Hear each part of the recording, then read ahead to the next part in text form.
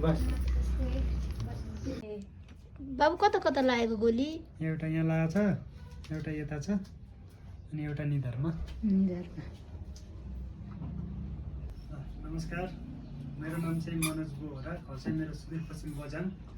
यही भद्र 24 गते भएको जेन्जी आन्दोलनमा परेर गौशालामा मलाई 3वटा गोली लाग्न पुग्यो, हात, खुट्टा र टाउकोमा।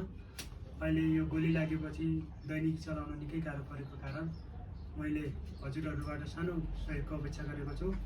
मलाई उपचार अझै 7-8 महिना रेगुलर गर्नुपर्ने र रिकभरी हुन अझै वर्ष भएको कारण हजुरहरूबाट सानो सहयोगको आशा राखेको छु। हजुरहरूले सक्दो सहयोग गरिदिनुहुन्छ भन्ने मैले आशा राखेको छु। धन्यवाद।